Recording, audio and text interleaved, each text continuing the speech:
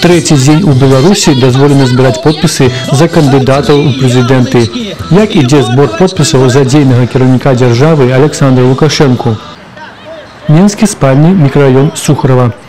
Каля самой великой крамы у субботу с раніцы разгарнуўся кірмаш, где можно набыть бульбы, мяса, меду, выпить пиво с шашлыками и поставить подпись за то, как Александр Лукашенко смог баллотоваться у 4-й раз. Сейчас подписи за Александра Лукашенко. Вот вы бы подписались за его? Я с большим удовольствием. Почему, скажите? Ну, мне нравится как президент, как человек, вообще семьянин. У него маленький ребенок такой же, как и мой. Даже приятный человек вообще, внешность, президент уже действительно имеет власть.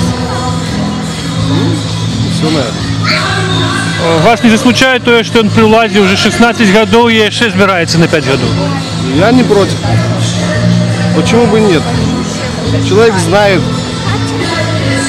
своих людей, свой народ. Менее за полову запытанных мной жыхароў Сухарова готовы были подписаться за дзейнага президента. Что казали его прихильники? Почему? За сильных процветает, да. Хорошо, а вы? Я бы задумался, я поставил за другого. Были и рашучие противники. Тут собирают подписи за Александра Лукашенко. Вы бы поставили свой подпись? Ни за что. Почему, расскажите? Ну, пора человеку отдохнуть, сколько может быть у власти. Надо пожалеть человека, сколько может там трудиться. Ну и надо менять. И потом, сколько он может и работать, когда чувство реальности может потерять от работы столько лет. Больше продолжаться так не может. А что конкретно вас не задовольняет? Конкретно меня не устраивает ущемление свобод граждан, отсутствие свободы мнений, отсутствие свободы как таковой вообще в народе, понимание ее. И я считаю, что сейчас идет национально-интеллектуальная деградация нации.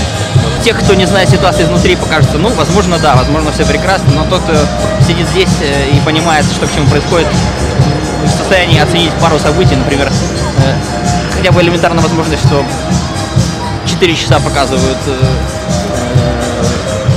пресс-конференцию с российскими журналистами, которая фактически является прокламацией предвыборной кампании, которая заявляется, что все выступают на равных, но на самом деле это не так. Кто збирае подписы за Александра Лукашенко? Гэтая жанчына назвалася сябрам ініцыятыўнай групы, але сваё прозвішча і якую арганізацыю яна прэзентуе, назваць адмовілася. Гэта яе права. Даведаўшыся, што яе будзе здымаць радыё «Свабода», зборшчыца патарапілася некага праінфармаваць па тэлефоне. Які вынік? За 15 хвілінаў за Лукашенко подписалось не менее 5 человек.